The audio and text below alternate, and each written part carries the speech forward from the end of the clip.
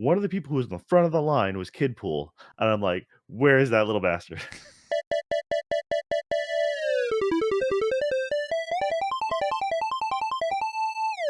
Hello and welcome to another Dead Pixel. We're a podcast about video games, anime, entertainment, life, a little bit of everything in between. I'm your host, as always, Joe, and with me, the gentleman who's here to tell you about his favorite Christmas Carol movie and why he's wrong. Nick, how you doing, Nick? Um, Doing good. Yeah, Christmas Carol movie. Yeah, As the one with Mr. Scrooge and all that, oh, I see what kind you're of saying. goo. Yeah, a Christmas Carol version. My favorite version of a Christmas Carol. Um, yeah, my favorite version is probably the one that I have seen the most recently, and that is the Muppets Christmas. Um, and I watched that last year, and I didn't watch it this year. That one surprisingly pretty decent. With Michael Caine. And they also have, then there's a Patrick Stewart one from a long time ago. I remember just a couple of scenes from that. I don't even know if that was probably like made for TV or something like that. And then there's the Jim Carrey one where it's CG'd out. Um, that one might be the best in a weird way, um, or the worst. I don't know. Probably both. But the Muppets one, pretty widely agreed that it's good. I guess, right? All right. And so the reason why you're wrong is because it's actually Bill Murray's 1988 Scrooged. Oh yeah, That is the yeah. That's canonically probably the uh best one, but it's kind no, of but I don't know. Yeah, as far as acceptable for the whole family, then yes, it would be Muppets, then probably Patrick Stewart's. You know, I've gone during our time overseas and teaching English. We ended up showing lots of different versions, during the holiday seasons, and I've seen more than my fair share that I'd like to admit. it's kind of Uh, weird. I didn't but yeah, think I think about it, those. but there's so many. I mean, it makes sense that there are, Yeah. but there's so many. They do a new one like every other year. It seems like. I mean, you have a lot. There's a lot. I know there's more that I'm not even thinking about that are probably, you know, 40, 50, 60 years old. Um, it's Charles Dickens, right? That's Yes. I remember hearing In about fact, in the Muppets movie, they flat out tell you it is. yeah, but I remember seeing a thing on this before because it was really popular when he wrote it and produced it, and he would do readings. And I think they have the notes that he would do the readings from, and it was like um, he had like yell here or raise your voice here or whisper here.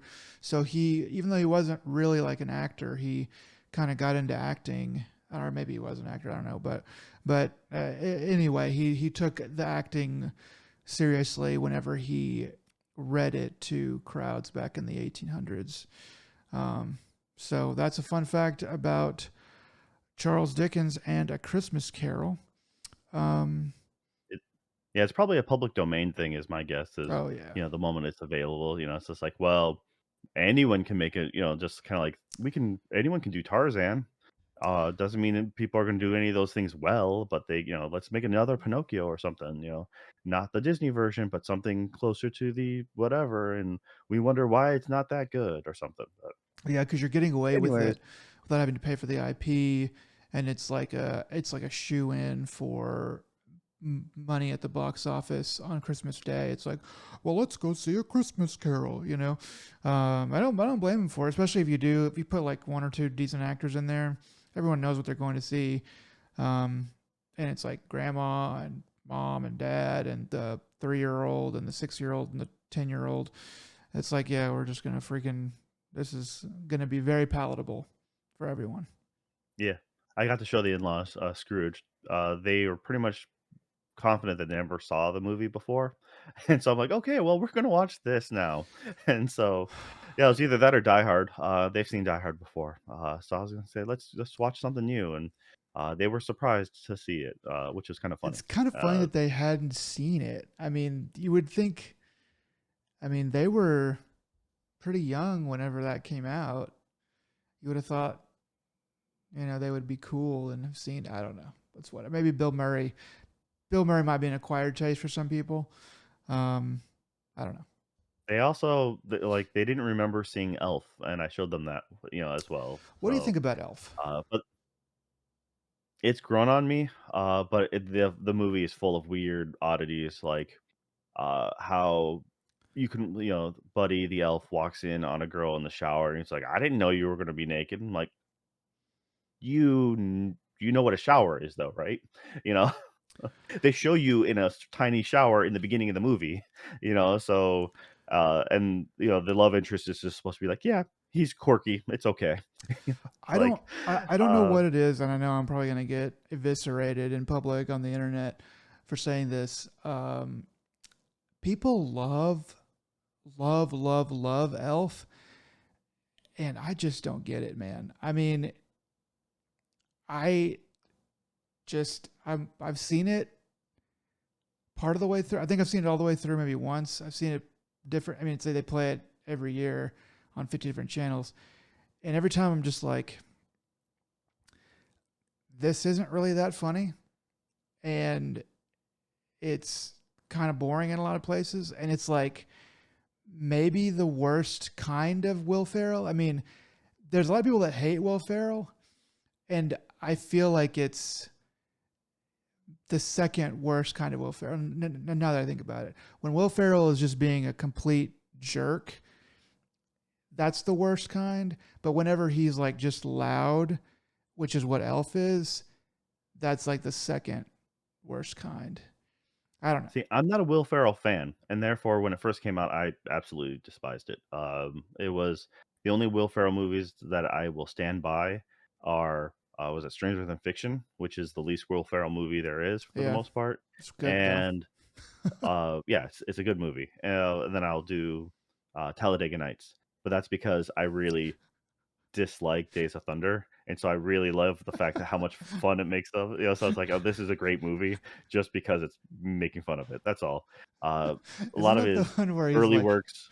isn't the one where he's like, which Jesus is your favorite Jesus? I think baby Jesus is. Is that from that? Yeah, Okay. that's that one, it's just like and the kids are like, "I'm hopped up on Doritos and Mountain Dew."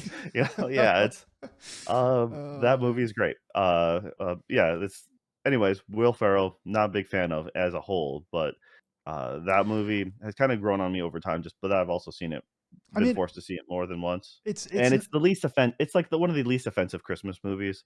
It's Elf. just kind of there, Yeah, Elf, it's Yeah, like yeah. It's like you can come in at any. Yeah, I mean, you can come in at any time during that movie, and you're gonna get a little funny story. Whether it's kind of the perfect like TikTok movie where you could just cut it up into 100 pieces, and that would be enough. Like everything is sort of self-contained. So I kind of get it for that. When you're not paying attention, it's like you're always coming in. But the fervor that people have for Elf, people are just like, "Oh, Farro. It's Elf is, Farro, he's the director. it's so good, it's so good. Oh, it's so good." And I'm like, it's really not. It's not. But I don't know. Maybe I need to watch a YouTube video where somebody defends why everybody loves Elf. And maybe it's just been in the rooms that I'm in. Maybe most people just are like, okay, that's fine. But it's on all the time. Every They did every Christmas. one of the Netflix, "How does this get made?" type of thing shows. I can't remember what it was now, like behind the films or Oh, how Netflix the had that movies little we grew series. up, or the movies that made us, and stuff like that.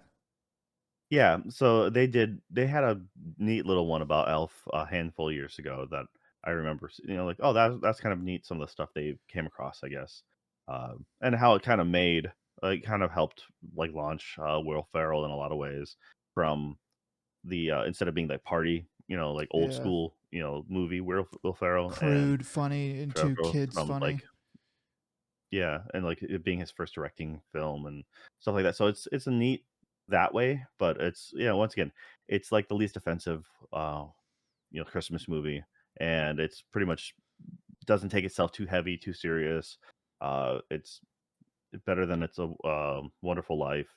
I mean, it's more lighthearted than Miracle on 34th Street. You Yeah. know, it's yeah, I mean, it's I find it, pretty palatable, and it's also easy enough for kids. While you can be like, Gremlins is a great Christmas movie, but not suitable for everyone in the household. I was looking up Christmas movies on lists, and then some of the stuff they were saying, like, that follow the technically it could be a Christmas movie, like you'd claim Die Hard or something like that, and I'm like, "Yeah, well," looking at it, I'm like, Assault on Precinct 13. I'm like, "Does that set place in Christmas?" I'm like, I know it's snowing, but I don't remember, like, the original. I was like, "Geez," like, but it was just funny that some of the things they were I trying to mean, loophole into that category. the people that say that Die Hard is not a Christmas movie, they where they kind of maybe have the best point is that there's just not that much Christmas really shoved in your face. Like if there was like a room that they went in where, or like a level of the building that they went in where the whole floor was like a winter wonderland, type thing, then it would be kind of like, okay, it makes a little more sense. But since it's all just it's all just kind of, like they have some wreaths and a tree and stuff like that, but the rest of it's just city office building and violence. And so it's sort of like, and it's LA, so it's hot, so it is sort of I think it's fun to call it a Christmas movie, but I do kind of see their point. You'd mentioned the Gremlins. I don't know if my mom planned this or if I just wanted to watch it at the right time, but when I discovered the Gremlins, I thought it was the funniest thing that I had ever seen in my freaking life. I thought it was freaking. I think I was probably. I mean, it came out a long time before, I was this age, but I think I was probably like, I had to be like 9, 10, somewhere in there. Just like the perfect age to think that everything in that movie was freaking hilarious and amazing. And yeah, first horror comedy, right? I mean, that's gotta be like baby's first horror comedy. I mean, Yeah, anyway. I suppose that's right. I mean, it's a great movie all in all, and I think it has the best use of, Snow White in any movie. I mean, all the gremlins just sitting there, like, singing "Hi Ho," like, just wrecking the theater. the Yeah, writers the writers are just having a field day with that. And then Gremlins 2, I mean, Gremlins 2, I was also young enough to think that was equally as good. Like watching that, I'm like, oh my gosh, so funny. And then the one turns into a bat, and that stuff. But there's a joke in Gremlins 2. So in the Gremlins 1, spoilers, she tells a story about how her dad broke his neck, which is like really horribly sad, like on Christmas, and that's like her dark past or whatever. And so that's sad and stuff. But then in Gremlins 2, they're in the same it's in the same point in the movie, and it's in the same situation with the guy and the girl, and then she starts to talk about it's the same type of story, but instead of her dad, it's her uncle, and it gets interrupted, and because it's just a joke, it's making fun of the previous movie. And I was like, Mom, why did they do that? And she was like, it's a joke, they're making fun of the first movie. And that was maybe one of the earliest like spoof meta jokes that I can remember. I probably had seen ones earlier, but going like that's possible, or like why would you do that, or aren't they taking this seriously? It was anyway, I just want to tell that story. alright. No, so, did you make out good on Christmas? Did your family, like, you get anything worth note? Yeah, I did. I got some gift cards to Buffalo Wild Wings. I got some clothes, um, and some other little things here and there. One thing that I did do though, I didn't get this, but I got this for my dad. So I am a Dallas Cowboys fan, But and I am because I was born in Dallas. My dad was also born in Dallas, but he is a filthy traitor, and I understand why, but he's still a traitor. He got sick of the Cowboys being so stupid all the time, so he switched over to being a Houston Texans fan, and he takes a chance to like to smack talk the Cowboys every time they don't do great, and every time Houston does like halfway decent, then he's like, "They're so good, oh my gosh." So so what I did is I bought him a CJ Stroud jersey from the NFL store. So it's a nice jersey. Um, but I wrapped it inside of a Texans themed purse, um, and gave that as the gift. And the implication is that he can't throw away the purse. He can't give away the purse because it was a Christmas gift. And so now he's stuck with a Houston Texans purse that is my dad's Houston Texans purse. So I Oh, thought that's it, I funny. thought it was freaking hilarious. Um, but yeah, All right. Well, I'm glad that you have a seething, family relationship with your father, and sports, man. we all now know that where his allegiance lies. Yeah, But hey, but hey, his team catch fire. Uh, all right. I don't know. I don't want to talk about it anymore because I'm gonna say something horrible. Okay. On that note, let's pivot to the news. What And do you the got for us? news. Barely anything. There's a lot of. I was talking about this before the podcast. There's a lot of Sonic the Hedgehog 3 movie news. Um, and I think it's just them. It's just them being paid to write articles about Sonic the Hedgehog.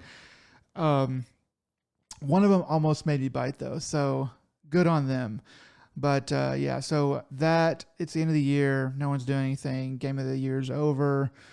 Um, it's not really a whole lot, but um, there's two things that I did pull up that I thought we could talk about. One is that a bunch of old Halo content leaked online. I don't really understand how it leaked, if someone came in and stole it, or what happened. But allegedly, there is this company that is called. I'll pull it up.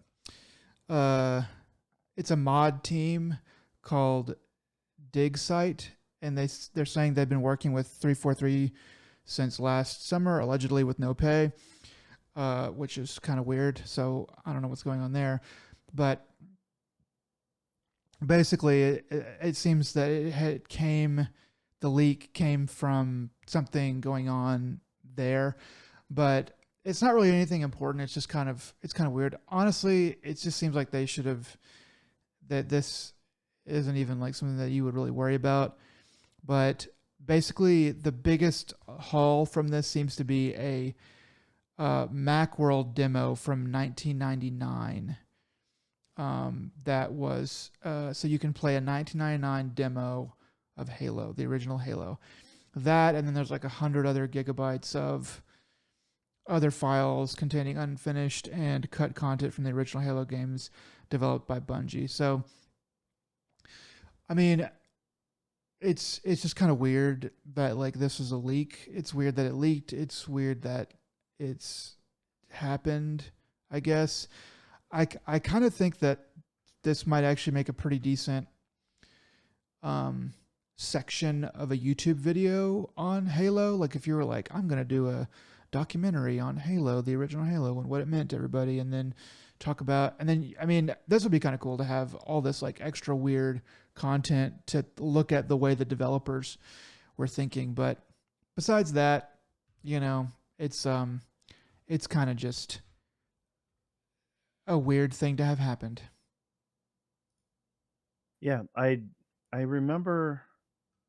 So I'm trying to remember exactly the situation, but I thought they were getting access to a bunch of that old stuff to begin with, to make it available to people through certain means, like old demos and stuff like that. That was all supposed to be a new.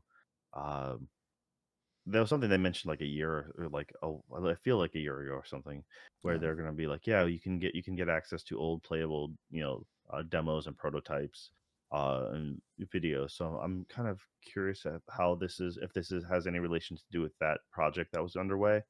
Uh, but to be honest, I've stepped away from Halo, Yeah. and I haven't really, thought about it since. I mean, So it's hard to care about the original Halo Combat Evolved or whatever. Apparently, yeah, there was going to be something. It was going to be added to the Master Chief Collection or something. I think they just probably didn't want it to be free online. They wanted to have another little thing to go. Hey, you can when you buy our thing, you'll get this other little bundle of joy here. That's probably all that's really kind of being missed okay, from it. But I mean, I just thought it was sort of weird that first of all that it's like how did it leak? Like who would care? I mean, who would really care enough about this to risk prosecution um, to steal? You know what I'm saying? Or maybe it was like just where they were stealing stuff and they just happened to get this instead of something good, or maybe the good thing that they stole is going to come out later when they have more leverage or something. I don't know, but I thought I would mention it. all right. What else you got then for us, man? So next up, from Kotaku, apparently there's a uh, kind of a surprise hit on Steam right now, called My Side. At least I'm pretty sure that's how it's pronounced. It is a psychological horror game about anime about an anime girlfriend, and so it's not from the same people, but it's in the same vein as Doki Doki Literature Club, in terms of sort of like this seems very innocuous, or this seems very sweet, and then it's not, So, but apparently people are really liking it. It's got really high ratings on Steam, and it's good. I mean, I like psychological horror. I like games kind of like that as it is, and I like that nobody knew about it or cared about it, and yet it's doing good, and it's I like to see that for small games. So it looks like a game. I've watched a little bit of some videos on it, and it does look like a game that has some interesting gameplay. There's like a top down aspect, but most of the time it's like a first person, um, and I'm sure it gets weird. So yeah, if this comes to, I probably wouldn't get it on Steam, but if and when it comes to PlayStation, um, I might try to pick it up. All right. Well, yeah. Hopefully, you get a chance to play that. I know it is cool when the little unknown indie darling gets a lot of buzz for one reason or another. Uh yeah, it's just overall a good news thing. But also, it's kind of funny that it happens to be hitting around this time of year. Uh, just a bunch of sad and lonely gamers being like, "Here, I'm just gonna spend some time with a waifu," and all of a sudden, oh no, she's yandere or something. She's gonna murder me. I'm sorry for looking at the plushie, you know. So, That's funny. all right, well, yeah, totally. No, I hadn't even heard of it until you just mentioned it. So I had that's interesting seen to like take a look at. one small snippet somewhere, because whenever I saw the name My Side, I was like, oh yeah, I recognized that. It wasn't the first time I'd seen it, but uh, otherwise that was the first time. So yeah, if you're interested in stuff like that, go check it out. Okay. Well, that's it seems to be all we really have for the news. I mean, it's like I said, pretty much quiet across the board. Everyone's taking the holiday season for themselves, and everyone needs to unwind. So, what have you been playing? Yeah, so um, I've been playing a couple different little games on PlayStation. There's a lot, that comes out. So I've been like, I kind of wanted to play that game, and I never really got the hold of that one or anything. There's a game that I've always been kind of curious about, or a genre more so, and that's the survival genre. It has always seemed really boring to me, but I've never given it a good chance. So I saw The Long Dark is available for PlayStation Plus extra members, and so I downloaded that. I was like, I'll give this a try. So I played it for several hours, 4 or 6 hours, something like that. So I haven't dived deep into it, and I think I'm probably done with it. Um, but yeah, so I started this game up, and it is pretty dang hard. I'm playing it on, so there's like the easiest difficulty, and then there's the one that's a little harder than that, which is like the mainline one, I guess, the proper place to start, I guess. So I started there, and it didn't kill me right away, but it wasn't very long, and it's kind of a, I don't know, like in that first run, there was a lot of things where I was like, man, thinking back on it, it's like there was a lot of things that I could have done differently, that would have, that where I would have probably thrived or done pretty well. Um, but that's kind of the way it goes. So anyway, I've done a couple runs. I died a couple times, and finally I've made it like in game. I've made it like, I don't know, 5, 7 days, something like that. Um, and because I found so like, I guess I should just say for anybody that doesn't know what the Long Dark is, you're flying in a, like you were flying in a plane, an electrical storm forced your plane to crash in the Canadian wilderness, and you have like normal clothes on but nothing else, and you have to survive, and it's winter, and so it's like insanely cold and stuff like that. So you have to figure out the elements. So your main four stats are cold, tiredness, food, and water. Um, and so you kind of have to balance those and try to survive. And the way that I was able to kind of survive longer this time is I was able to find a cabin and survive basically the first night barely, and then that was on a hill, and I went down and found basically a small town. And what's weird about this is that there's cars and homes and buildings and stuff, but there's no people. There's just like, wherever the people gone.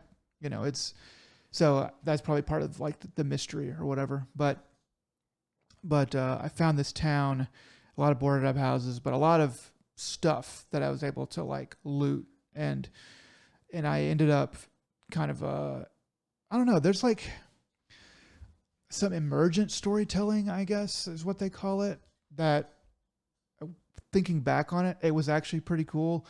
Like I don't have any weapons.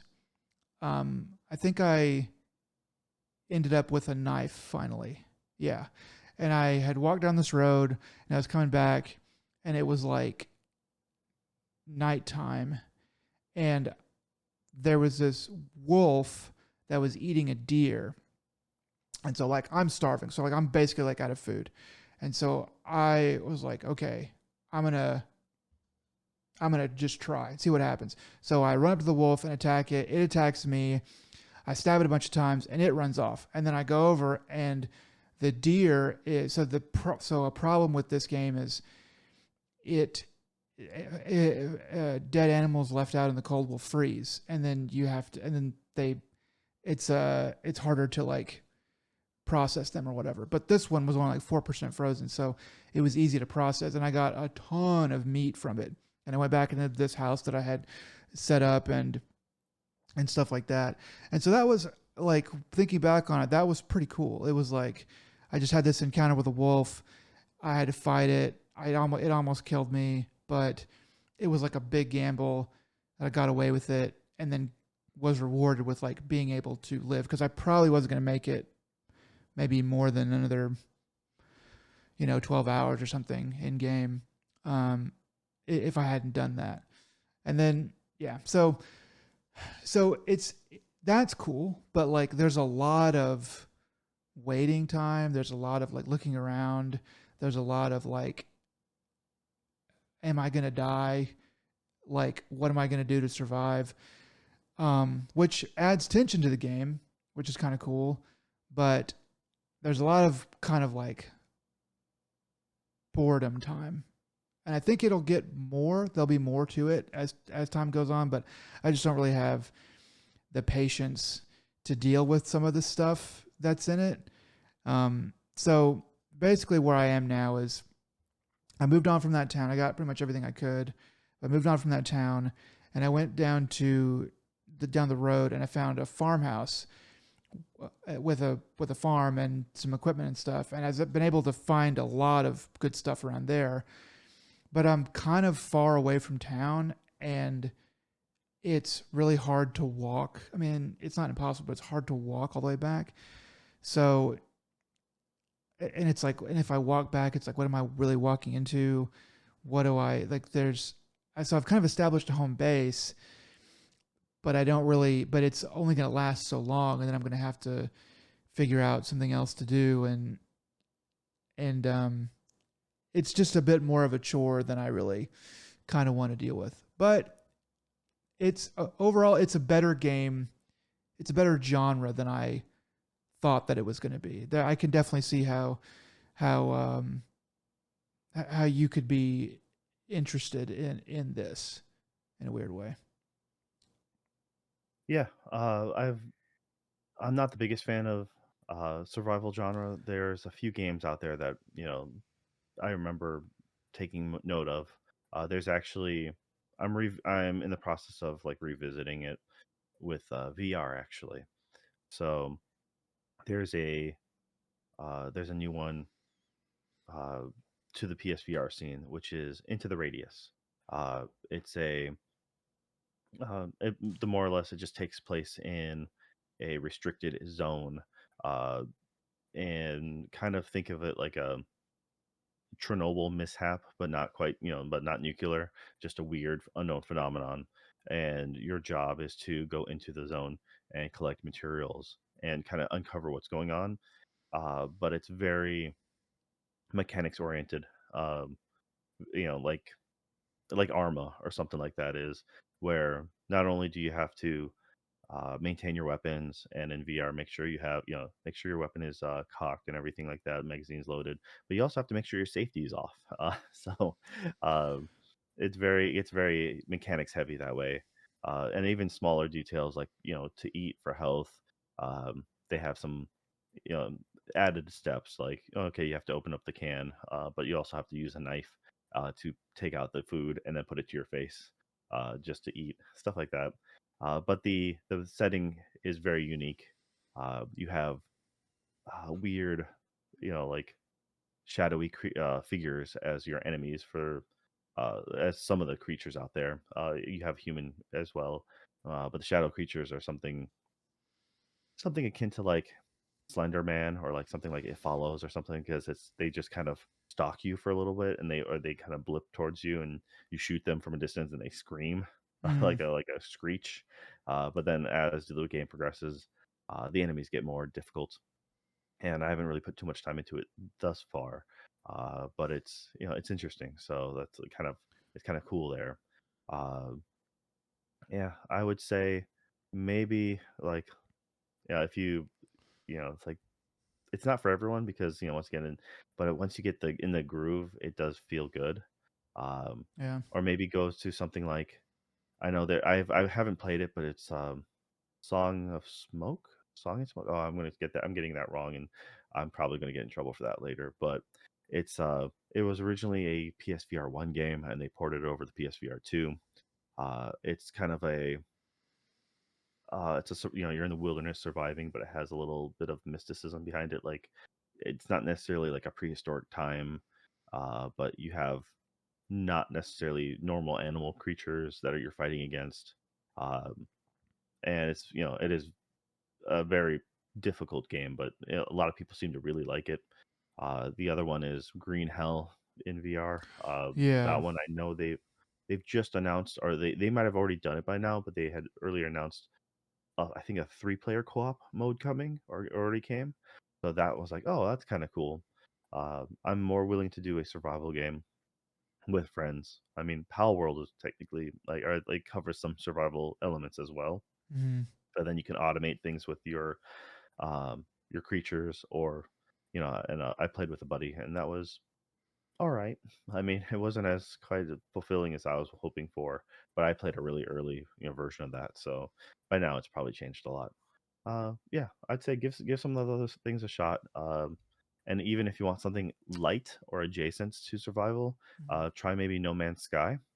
I mean, it's not Yeah. as it's like I said, it has some elements akin to that, but it wouldn't be class. I don't think it's classified as survival because it's just not as overbearing with food Ye- and energy, weight, stuff like Yeah, that. that seems to be the thing with survival is it's trying to kill you. That's like the death is like around every corner, whereas with No Man's Sky, it's more of just going around finding stuff, and you're not really that close to death.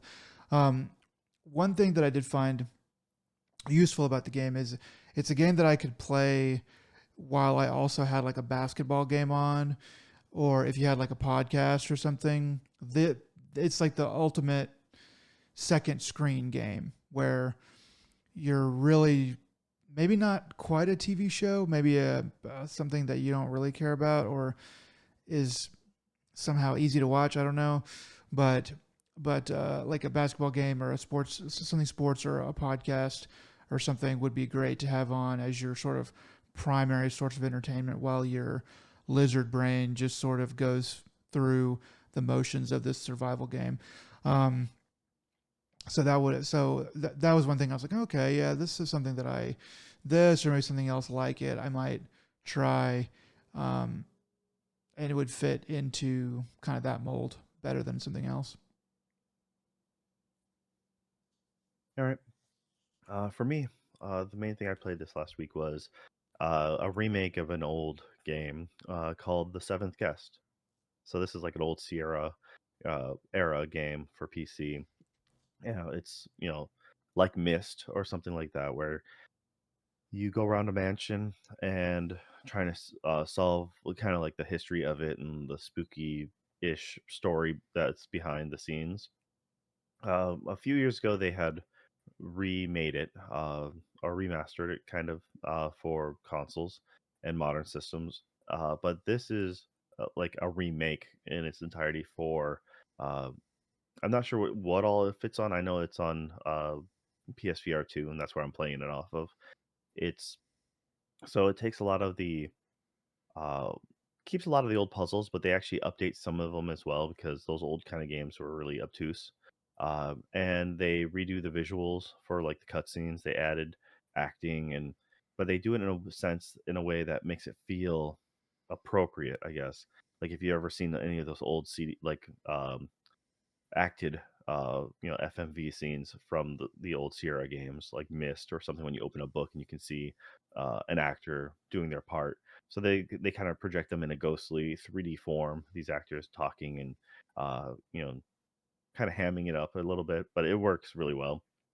And it's really a neat thing in VR because they put a lot of attention to detail that isn't really necessary. One of the gimmicks is you have a lantern that can show you the house in its original state, as it were, because it's all old and decrepit and abandoned.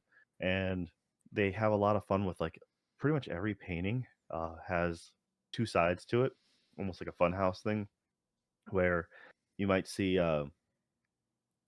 someone kind of in a picture just kind of looking strange, looking off to the side, but then you shine a light over it, and then you can see like them having a noose around their neck or something dark like that. That's But cool. then also the silliness of it, like some you'll see a couple like couple animals, and then you put the light over it, and it's just them wearing top hats for some reason. It does play into some of the detective and clue finding facts. Like you have a puzzle and you have to look. You see some portraits and oh, a couple people holding liquor bottles, and so then you hunt for the liquor bottles and you find a podium, and then you not only have to get the right kind, but put them in the sequence order that you see on the in the painting. And then other things like certain paintings will change over time. So they have so many little interactable things like, different drawers to open, papers to pick up, and it's just like, wow, they put a lot of effort into it. And if you could essentially speed run this thing in a lot of ways, just go straight to puzzle, ignore most of the rooms. I'm like, that would be kind of tragic, but it's just a really cool, fun experience. It's like a bunch of little mini escape rooms. The puzzles, most of them, aren't terribly difficult. There are a few of them that are like, okay, I'm missing something here. I just don't know what I'm missing, and you might have just been overlooked it. But yeah, it has a lot of, it wasn't it's not too, it wasn't too expensive. It was currently on the PlayStation, is having a big sale for the holidays, and I think it's like 17, I think it's 18 bucks right now. It might be cheaper if you have PlayStation Plus as well. And for the price, it's most definitely worth your time. I mean, considering, especially if you consider like, spending, going to a movie theater or something like that, the amount of enjoyment I've gotten from it was well worth it.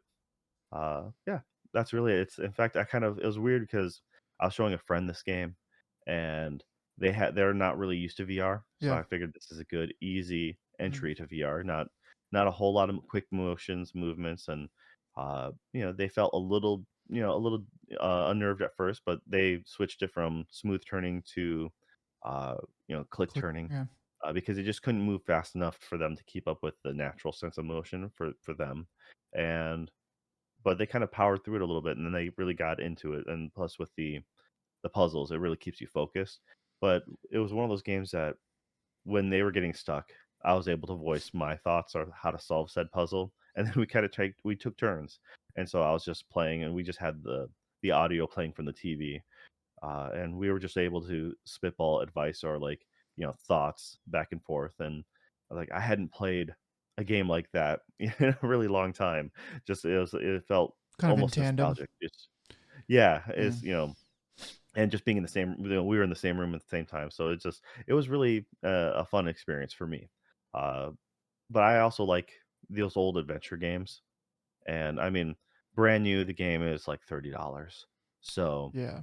it was like 40% off or something like that, so, yeah, it might be a little, I think it's an extra 10% if you have PlayStation Plus, and I don't think you really can go wrong with it, if you like anything kinda similar. You might think it's a horror game, but it really isn't. It's Mm. more just a mystery, it's like it has some suspense, but there's not really anything terrifying about it, and, like, if you look at it as an escape room kinda game, Yeah. location to location, find the gimmick for the room, and knock out a couple quick puzzles, it actually becomes really easy to pick up and put down as well, Mm. because you don't necessarily feel like, uh, like, "Oh, I have to," you have to play for hours on end. You could just, there's like 3 or 4 rooms. Some rooms only have 1 puzzle, but, like, a lot of the rooms will have, like, 3 or 4. Do those, complete bit, move on to the next room. So, Mm. yeah. But it has a bit of a creep factor without really trying to scare the crap out of you. Yeah, I mean, like I said, it's very user friendly, very entry level friendly, uh, and the quality of it was surprising to me.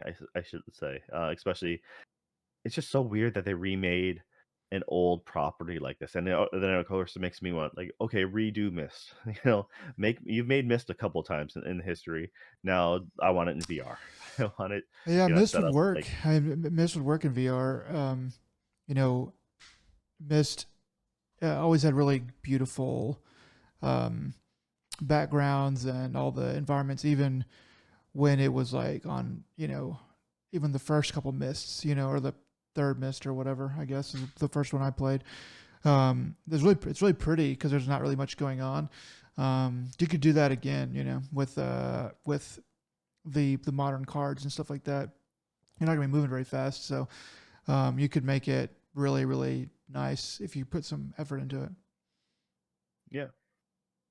I mean, that's really about it from what I've been playing this, during the holiday season. Most of it's just been spending time with, family and whatnot. So, I mean, uh, I'll talk about. I'm not going to talk a lot about it because I'm not really done with them. But I did install. So I noticed that Sonic Generations, I guess is that what it's called? Um, the 3D, the main newest 3D Sonic came out a couple of years ago or a year ago or whatever. Um, that was on PlayStation Plus Extra, so I downloaded that and I played a little bit of that. Um, I don't know how much more I'm going to play of it. Probably not a lot more, but I'll save my opinions for that probably for another time. But so I'm looking at that, and then there's a couple other little games that I've downloaded and poked at a bit. But yeah, those will be coming in the future. I discovered that Humanity and Tetris are on the PlayStation Plus extras as well. So I mean, I recommend Tetris for sure. I mean, Tetris is also on sale, so if you like it enough, I recommend just straight up buying it. Um, Humanity, I haven't had a chance to play that, so recently had downloaded that and just am waiting to get a chunk of time to dive into it. It's like a Pikmin or Lemmings esque kind of game where you're a guide dog, a Shiba Inu, guiding uh, questionable whether it's the souls of people or just the humans in general to said safety destination, afterlife, unknown. And it's a lot of just guiding a bunch of human sprites around the map and preferably not to their doom into the mothership or the afterlife, who knows, a beam of light. And Okay. yeah, it's a big puzzle game. It has a character creation mode or a level creator mode, so you can play other people's things or make your own. uh, it's like I said, the same creators who did uh, Tetris and Res. It's the check out the trailer. It has a 90s Japanese Dreamcast commercial vibe to it. It's pretty funny. Okay. So I give them props for committing to the bit. Uh, yeah, and if you have PlayStation Plus extras or premium, then it's available to try. So totally give that a shot. All right, now to what we've been watching. So we've mentioned this before quite a bit, and it's finally been out, and we've gotten a chance to. I've gotten to watch some of it. You watched more than me, but we got to watch Secret Levels. Uh, so why don't you start us off on that? So yeah, Secret Level is it's a show on Amazon that is in the same vein as the Love, Death, and Robots series. There's been 3 seasons of Love, Death, and Robots. And Oh, was there a third? I completely missed I'm that pretty one. All sure right, there was a I don't have third. Netflix anymore, so yeah, I believe you. Yeah, I'm pretty sure there was a third. And yeah, but anyway, so those I've always liked and have always been pretty good. I thought, and it's so basically those Love, Death, and Robots. They are 3D CG shorts, so computer graphic animation shorts. So basically, like anywhere from 5 minutes to 20 minutes, usually in the 10 to 15 minute range, kind of just enough to tell some sort of story.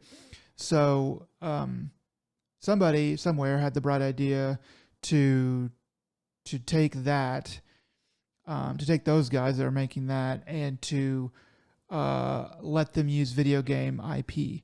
So, um, so I mean, it kind of makes perfect sense because a lot of times you'll see CG trailers and stuff like that, story trailers and all that stuff for games. So it makes sense that a company that does that full time could turn your game, like whatever game you have, into a little story, and do something with it, make it entertaining, more so than just like a E3 story trailer or whatever. Um, and kind of also sell the game with it. So I think it got announced back in the summertime. It's finally come out. It came out probably quite a while ago, probably like 4 or 5 weeks ago. It's been out for a little while. It came out on the 10th of December. Oh, okay. So not as much as I thought. But and so there's 15 episodes of this, and I am through I think 12 or so, 11 or 12, and um, it's similar. It's pretty much exactly the same, similar quality to the Love, Death, and Robots, which I definitely enjoyed those, and I have enjoyed this so far. Um, but it's all based on different video game IP, so they've gotten different things. Some of the more notable ones are Sifu, uh, Warhammer 40K, Armored Core 6, Fires of Rubicon, Spelunky, and every single one has its own thing. Um, so they're basically taking that stuff and they're making stories out of it. Um, a lot of them are I think they're all okay, at least, and I think probably 60% of them that I've seen so far are good, and then there's probably 3 or 4 or 5 maybe that I have told you about that I think are pretty darn good. Not like, oh, this is freaking amazing, but good. It's like, oh dang, that was pretty Yeah, dang good. yeah, there's some that are noticeably, like, just straight up solid. You're like, "Yeah, this is most people would probably watch this and enjoy it." Um, I came into this specifically not knowing anything. I didn't look into it. I know you mentioned it before on the but we just talked about this is a thing that's happening. I didn't look at what kind of format, what it was. In my brain, it was gonna be a documentary. Like, I really thought it was gonna be something like that. And I know that they were supposed to be doing a thing with Concord, and when Concord happened, it came back up again. And it's just like, ooh, that kind of stinks. And then I knew that they started attaching big name voices to some of the episodes. I'm like, okay, really confused what those actors. Well, I just knew those actors were tied to it. I didn't know in what capacity because I straight up didn't know anything. I'm like, all right, and now it makes sense. It all makes sense. Some of these episodes are as little as like 7 minutes long, Yeah, and I think the most is roughly like something like 18 or something like that. I mean, 20 minutes, including like the 3 or 4 minutes of credits. So, yeah. yeah, I mean, w- uh, like, I think one of the ones was, like, which was really like, just overall solid, but, like, left me wanting, I guess, would be the Sifu one, which Yeah. is, like, episode 2. It was very well executed, but by the end of the day, to me, it kinda felt like it was a preview demo or, like, a trailer before the game ever was completely out. Be like, "Yeah, I expected to see a subtext on the bottom saying, uh, you know, this is just concept footage, final Yeah, product might be different." It's like a Kickstart demo, like, yeah. real. So it had a lot of the same notes, but in the end, it also was just like, "Great, so 1 down, so many to go, and you're an ancient dude." So, Yeah. yeah, I try to avoid some spoilers, but it's gonna happen. I mean, but honestly, that one was like a 7-minute one. Like, so it was one of the shorter ones by far. Um One of the good ones that you recommended that made me take a look at was the New World, uh, which is I mentioned before. I'm pretty sure New World was that Amazon MMO. Yeah. As New World, like Atrium or Atrium or something like that. I forget now, but Hmm. and this one of course had a different colon title. It was the Once and Future King, and that one was voiced by Arnold Schwarzenegger. So that was unexpected for sure. But they did a really good job matching his voice to that character, and I thought it was entertaining. It was most definitely a solid episode. It was super funny, man. And yeah, that's one of the ones that I would recommend to almost anyone. I think maybe grandma or whatever probably doesn't really want to see that because it's pretty gory in parts. But definitely anybody that's of video game playing normal age or whatever, anybody cool, I guess, is probably Like, gonna. it's almost slapstick at times, like a Monty Python-esque humor Yeah. as well. So I find that to be it was a very it's like that's a very strong episode to have earlier in the show, and it follows the anime episode 3 rule, right? If Yeah. you're gonna dip out, especially after Seafood, you're like, "Wait, this one? Okay. I wanna see what that they have next," you know? Yeah, I think some of them they rest on the strength of the style of anime because the Sifu one, for whatever the story's doing, it is like the second to second, fighting and stuff is cool. It's just a little bit like if you've played the game, you're just kind of like, okay, it is sort of like alternate reality kind of concept. It's like this adjacent reality to Sifu, this could have happened. So I kind of just put it in sort of that category. Um, but yeah, I'm excited to watch the last. I think I have like three more to go. So I'll watch those, and I imagine the last one's probably going to be pretty good. The Warhammer one I thought was pretty cool. It's pretty boilerplate as far as like these are guys going in on a mission to kill stuff and they kill stuff. But everything that they do, there was a fan made CG movie I don't even call it a movie, but like 20, 10 minutes, 15 minutes that came out in parts a couple of years ago called Astartes, and you can find it on YouTube. It's pretty great. It's pretty amazing, actually. Um, and that was good. And then, but this is like, okay, take that, but then give it to like a full professional team of CG people and make something. And it's good quality. It's good quality for sure. But yeah, I'm enjoying it, and I think this is probably gonna be more popular than Love, Death, and Robots. But I kind of do think that Love, Death, and Robots, for what I've seen, is stronger story wise. But that makes sense because they're not tied to an IP. They can just make up whatever they want and then go with it. But if this is what it takes to keep the show alive and to garner more interest and maybe make a competing show or something like that, then I'm all for it because I really like this sort of anthology type of CG storytelling. Um, so question or curious, what are your thoughts on the Pac-Man episode? I like that. I thought it was really weird. Um, So So this is essentially a promo trailer for the up and coming Pac-Man game Shadow Labyrinth that was announced just a little while ago. It might have been at the Video Game Awards. Um, oh so yeah, where you use the because thing, where you the Video yeah. Game Awards shows it's a Metroidvania side scroller, and you're followed by the puck, and eventually the puck, like it showed scenes where the puck is just ginormous, chomping down, looking almost like it's a venom symbiote because like the mouth that opens has um, the strands connecting upper and lower mouth. So after when watching this, like right away, I'm like, okay, this is totally a nod to that, isn't it? I'm like, it has to be. It totally is just like a let's get hyped for the other product we're making, and this is a complete tie-in.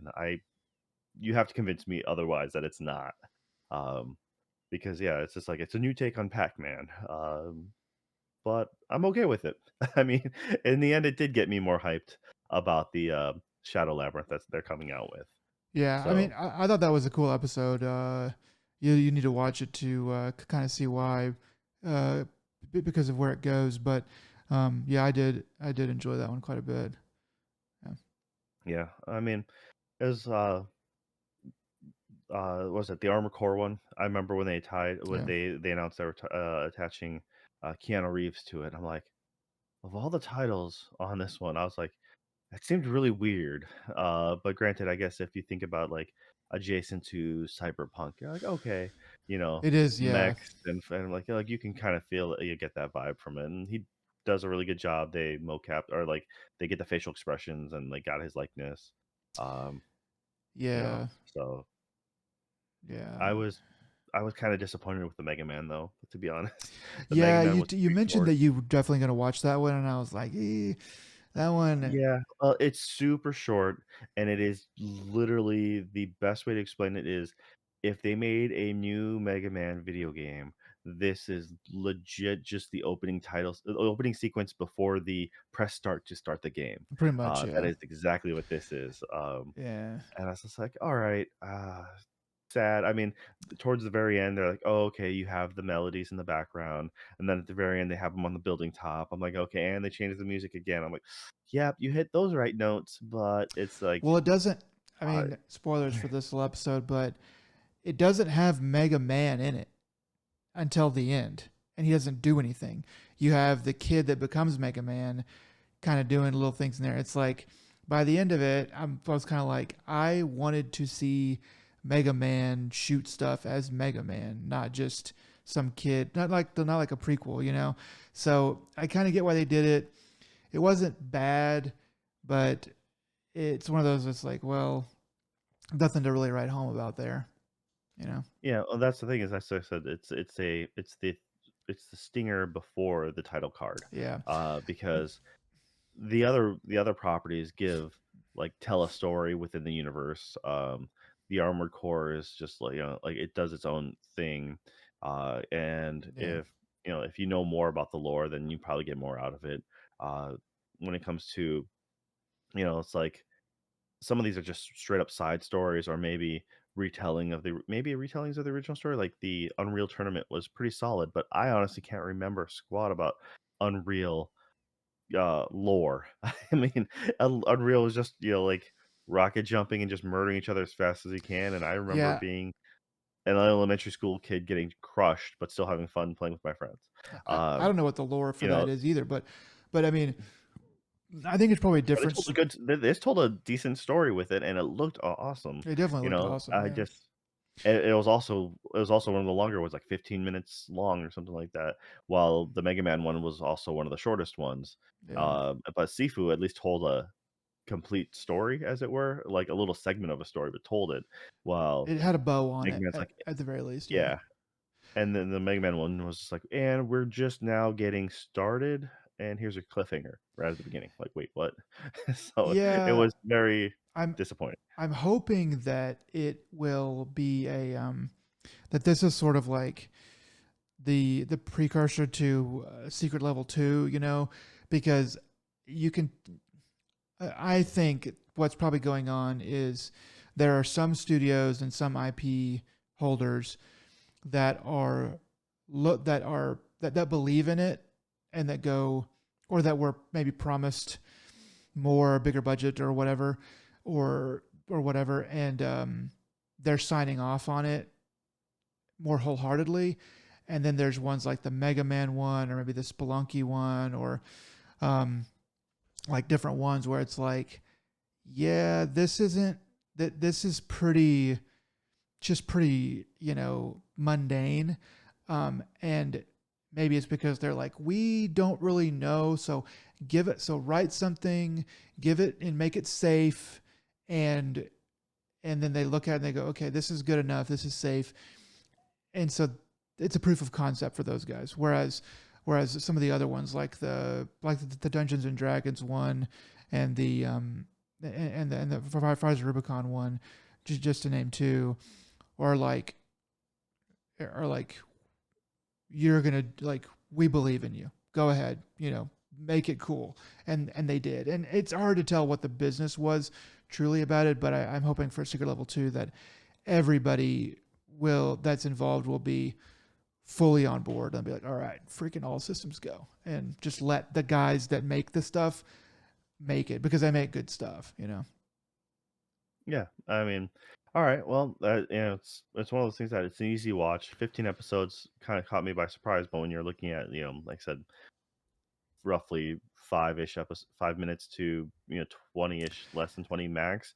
Uh, That's a really digestible bits. Yeah, you can You can watch devour that this. during You a can meal, devour easy. the whole season in one night if you wanted to. You know, it wouldn't. The only thing that would be annoying is pressing skip to the next episode after the credits start to roll on the one you're on. But yeah. Yeah. All right. Well, that's cool. So what else have you been watching, man? So hanging out with family this over Christmas, and my parents were like, "Have you seen Landman?" And I was like, "No." And they were like, "You want to watch Landman?" And I was like, "I guess." And they're like, "Let's watch some freaking Landman." So uh, this is the show everyone's talking about. Landman is a show about the guy that oversees the land that oil rigs and stuff are on, and it's starring. Main star is Billy Bob Thornton. It's got John Hamm in it here and there. It's got Demi Moore in it a little bit that I've seen so far. I think she'll probably have a bigger role later. And it's got a lot of other actors and actresses that you've seen before, but I don't really remember their names, all of them. And it's got some new people in it too. Um, and it's on Paramount. It's from Taylor Sheridan, who is a writer for Yellowstone and all of those series and a couple other little things here and there. He's like all the rage now in Hollywood. Everybody freaking loves him. But yeah, so started watching this, and I can see why everybody's talking about it. It is how do I put this? I had it laid out. I'll probably think of it later, but it's pretty good. It's really funny in parts. It's appropriately um, serious in other parts. It's a little bit bombastic, I would say. Um, it's it's a pretty good little show. It's a pretty good little show. I can't really take it seriously, if that makes much sense, because it's not truly a comedy. I guess it does have a lot of funny things in it, but some of the more serious stuff, I kind of just roll my eyes at times. But overall, it's pretty good. I think Billy Bob Thornton does a pretty good job, um, and there's kind of intrigue and different things going on all the time in it. Um, some of the stuff between Billy Bob Thornton and his ex-wife is just hilarious. Some of the stuff that she does, some of the stuff that he says about what she does is really funny. So you can hang your hat on that, I guess. And yeah, it's kind of like, what was I trying to think of? It's like if Friday Night Lights was done by the CW. It's That doesn't sound good at all. it's like it's something that it's kind of like that. So, well, like what I will say, I think that if you've seen the trailers and you're like, oh, that's not it. It's not Friday Night Lights. It's if Breaking Bad was done by CW. That's what it is. Um, it's that's pretty spot on. I think it's Breaking Bad, but done by CW. That's what Landman is. Um, so it's so if you've seen the trailers and you think I might like this, we should watch it because you'll probably like it. Where the parts about it that I don't really like, or parts that make me roll my eyes, are the excessive manliness scenes. Um, and you'll know them when you see them. You can just there's so many times. There's probably at least once per episode, if not 10 times per episode, where I'm like, you can tell a man wrote this. Like it's just there's a lot of things in it where it makes women look stupid, um, and it makes everybody that's not Billy Bob Thornton look stupid. Um, and I'm like, okay, I get it. You're the hero, and and you can do no wrong, I guess. There's also a lot of things that people do in it that are just like that wouldn't happen. That's insane. Nobody on an oil on an oil rig um, is going to do that. Um, it's just it's just insane. But if you can suspend disbelief, you can you can have an enjoyable time, I would say. But anyway, so I think I've watched 7 episodes of it. There'll probably only be 10 or so. I don't know how long the season's going to be, but I'll probably go ahead and finish it up. I think the eighth one just released this past Sunday, so I'll probably go ahead and finish it up.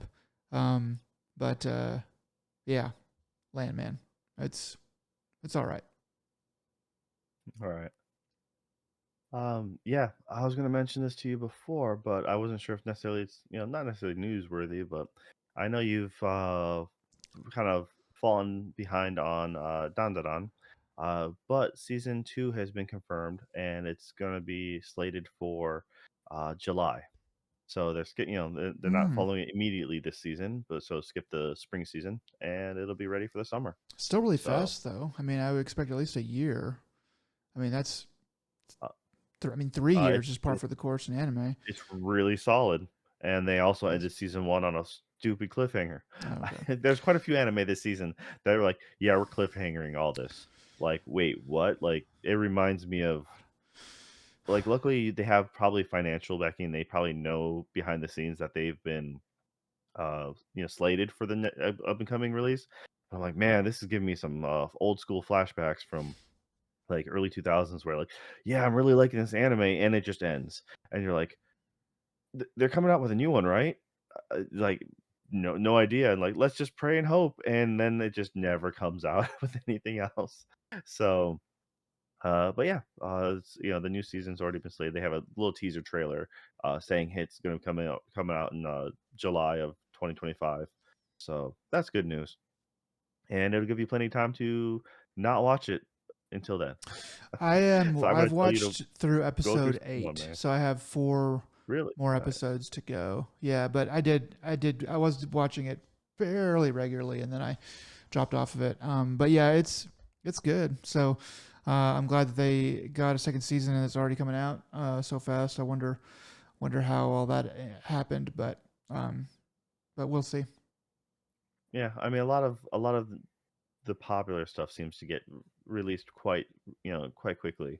It's those weird light novels that like, is it okay to pick up girls in a dungeon or whatever like that get years in between, and then they pick up right where they left off, and you're like, wait a minute, what's happening? I have to redo my homework and rewatch everything. Like that's the only time you're like, maybe a recap episode's necessary.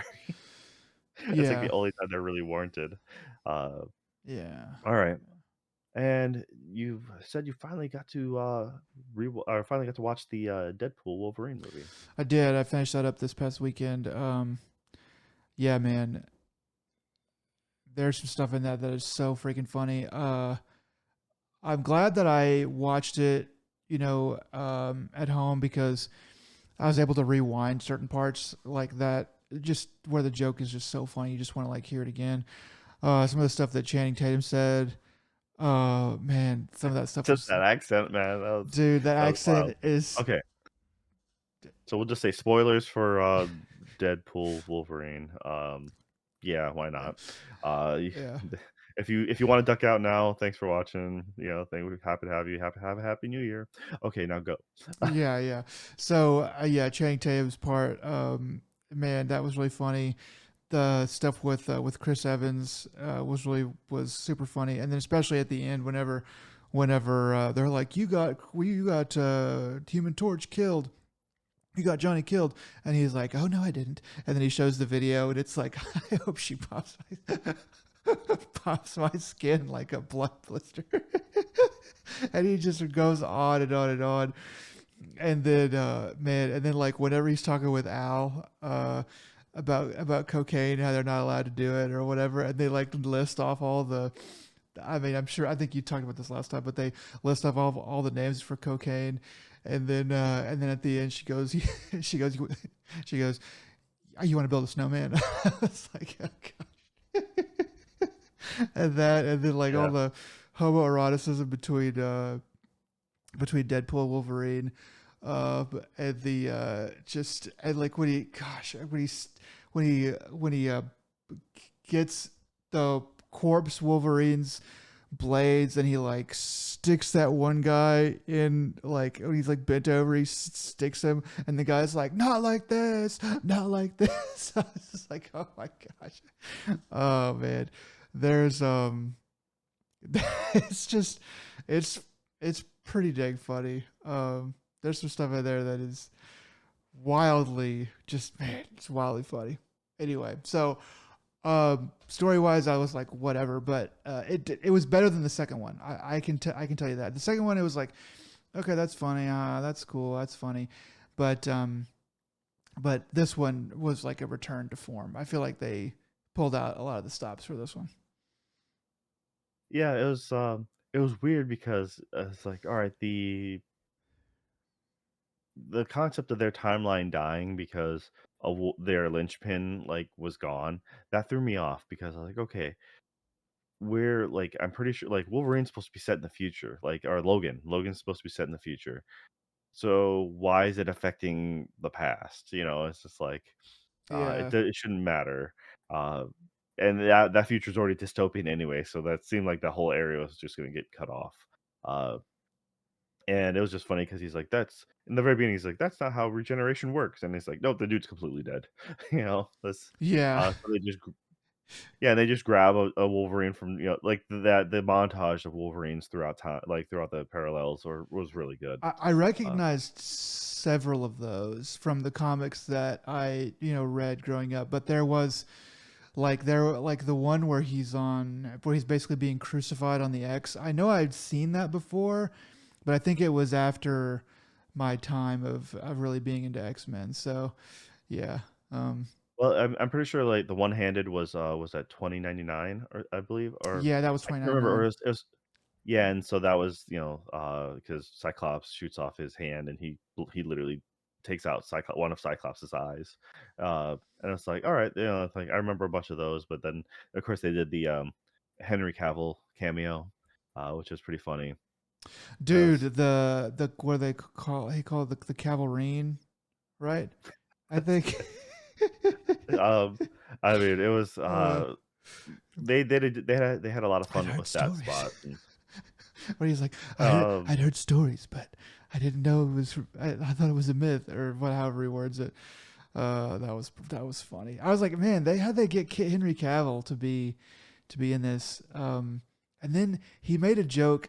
He made a joke about DC whenever he was like, we'll make it right, or we'll do you better than those guys did.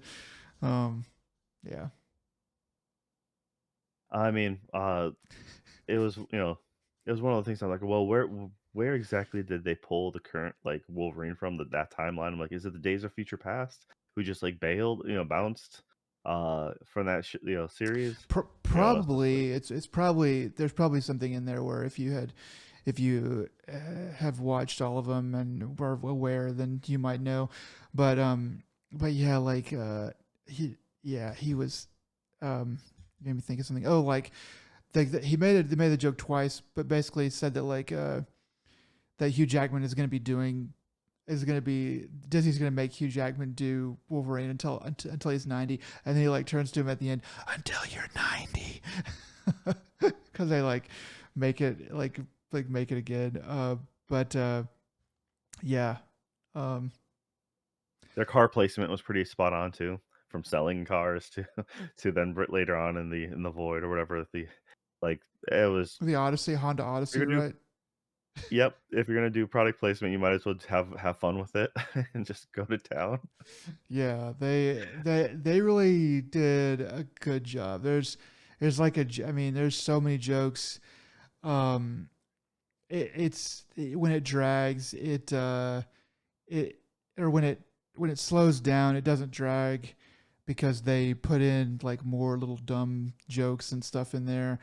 And then like when they're in the diner in the void, and Deadpool's like, why don't you tell me about your like your dark past, or are you going to save it for a third act flashback?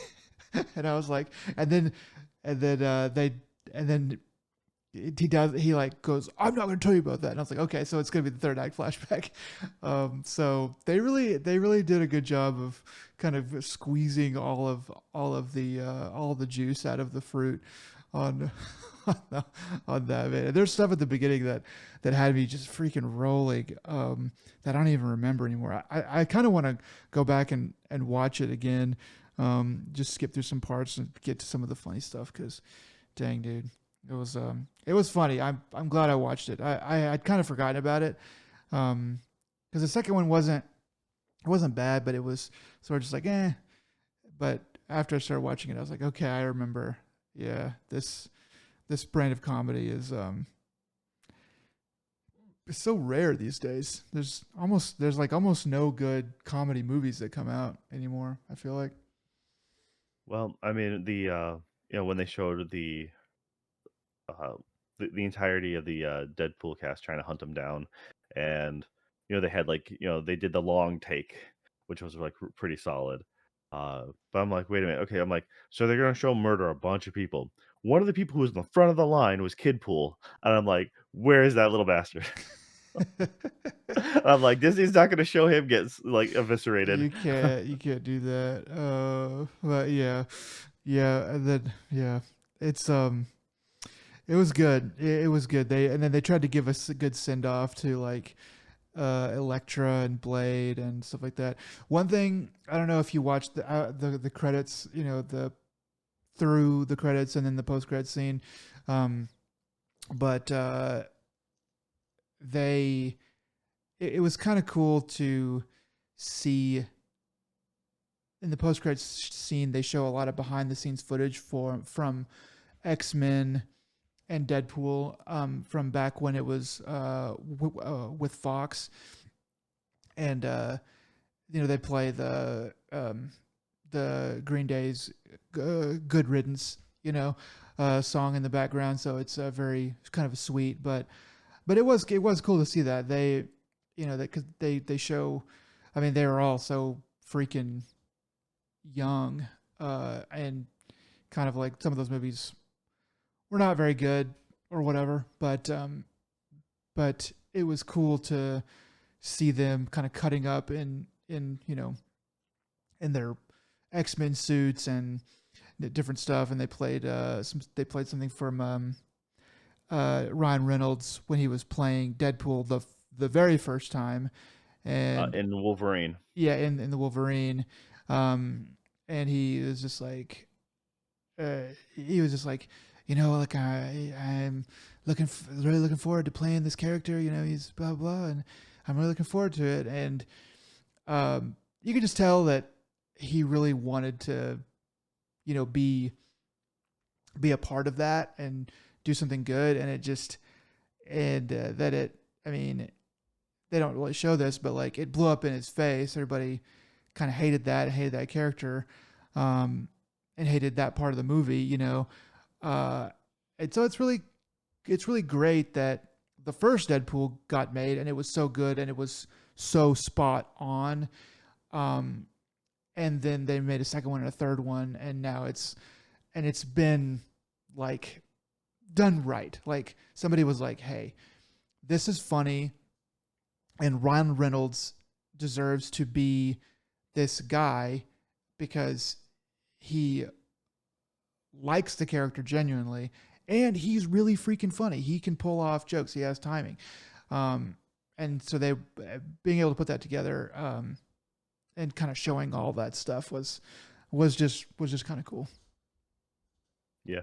Uh, you're right about that, and it's just also just makes you want to be like, okay, what's Peter's backstory?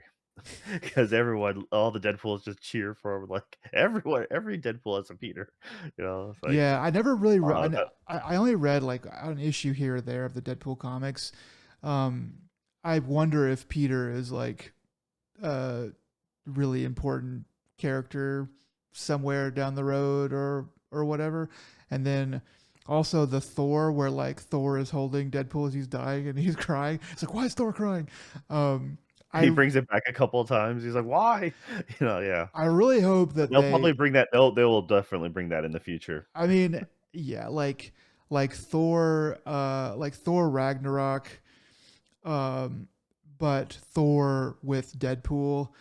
I think that could be. I mean, it's the same. It's the same formula as what we just watched with with Deadpool and Wolverine, with basically like a funny guy, like just a straight man, funny man, like a funny guy and a deadpan serious kind of guy. Um, that could be just really really great. But we'll see. We'll see what they end up doing. I just hope that they make. I don't know. A fourth one might be too much, but if they wait a couple years and make another one, it could be pretty good. Yeah, there's no way they're not gonna make a 4th one. I Yeah, mean, you're right. uh, I just hope that they wait until they have some good jokes built up again and some stuff. Because I feel like they really just threw the kitchen sink at it with all the, 20th Century Fox being dead and bought out by, Disney and stuff like that. You can't really go back to the well on that, at least not very much. Um, and they put so many cameos in this and tied up so many loose ends. Um, it's gonna have to be something kind of. I think they're gonna have to take a little bit of time. Is all I think. I mean, if you think about it though, is 2018 is when, Deadpool 2 came out. Uh, Dang, so that was really? yeah. So it had been a while. Granted, it was only 2 years Deadpool 2 came out 2 years after Deadpool 1. So So that that's was, probably the far less problem. time. Yeah, they probably tried to. They're trying to capitalize on it probably and just kind of spit another one out, and then. But it's been 6 years since then, so yeah, probably at least 3 years. They need to give it 3 years to get everything right and to make it good. I think, but we'll see. Yeah. Well, one of the things is I do like is it had very little barrier to entry for pulling in a bunch of stuff to the side. That's Like very if you true. saw Loki, you would understand a little bit of it, and you only had to see season one of Loki. And I love how, like I said, he jokes like, "Oh, you mean you mean that thing from episode 4 of Loki or something like that?" And it's Yeah, just like okay. And then if you knew Logan, like, but even if you didn't, they just they show you just enough to get by. And it's just like, all right, you don't really need to know much else other than probably benefiting watching the first two Deadpool movies. yeah, And that's fine. I mean, all the other cameos are great. Granted, growing up with the original X-Men movies, you're like, okay, yep, there's the old, like, Sabretooth, Frog, and all those other side characters. If you knew who Blade or Elektra were, like, you're like, okay, that's great. Um, but they did kind of leave it also open to bring them into other things in the future, mm. because they're like, well, he's like he asked them to save his buddies. So I, yeah, I appreciated too that they pointed out a lot of the mistakes of the Fox X-Men movies and that franchise, but they did it like kind of smartly by trying to fulfill those things. So the the Sabretooth Wolverine fight, whenever they were like, "Oh, they're going to finally fight." I was like, "Yeah, they never fought in those." And I missed some of the later ones after I guess the after X-Men 3, I was kind of out. And so I really didn't watch any of the others even though I think Days of Future Past was supposed to be pretty good, but I was just kind of out, and so I just kind of assumed that had happened. But if that had never happened, it's there's a lot of things um, in those X-Men movies where it's like, yeah, they really didn't give us what we wanted. They thought that they could just make an X-Men movie and have a couple things go around, and then it's just like whatever. But they needed to have they needed to have more. They needed to have more um, stuff like fan servicey, for lack of a better term, fan servicey type stuff. Um, and then like the yellow spandex joke in the first movie. And that never really rubbed me the wrong way, but I can see how, because I was pretty young whenever that came out, but I can see how a lot of people, I think I knew some nerds that were like, yeah, Yellow Spandex, that's the freaking character, make it cool. And which they finally did. And in this movie, they figured out how to make it cool. So, good on them.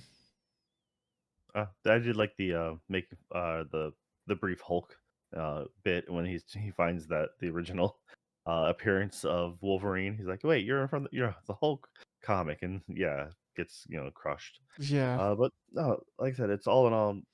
I'm glad you got around to watching it. Totally worth it. And yeah, I think they have carte blanche to pretty much run wild until they run it to the ground. I mean, they Yeah. probably got another one good movie in them, but they'll have like they'll probably make another 3. Let's not kid ourselves. They'll make probably 3. But the thing is they'll now have so much more material to work with especially with this lackluster um whatever you phase of, Marvel films. Yeah. Um, so we'll see how that goes, but all right. Good holiday movie. You should have watched it with your family. I mean, just to see their reactions. My dad probably Watch it would with have liked it, grandma but yeah, that I think me and my dad, and my brother probably would have liked it, but yeah, that's probably about it. next time you do a church lock-in, just be like, "Hey guys, let's all watch this." For real, See what happens. for But all real. right. Well, it is now that time. It's almost New Year's. We're just a couple days away now, and probably by the time this goes up, it'll be like the day before. So, yeah. If you guys have made it this far, thank you. This has been ADP, and Nick. What are the words of wisdom you have for the people out there? Um, always, always make sure that you, um, that you find something to make you happy when you are not feeling happy. Great words of wisdom, especially around the holiday season. So yes. At All least you right, know Nick. that I don't think about these ahead of time. I mean, that's like, if they were too good and too quick, you'd be like, yeah, he's just writing them down or whatever. No, I don't think about it until I forget about it until you literally ask me. Every week. 100 and something episodes. 107 episodes. Jeez, man. Okay. Well, thanks, guys. Until next time, y'all take it easy. Bye.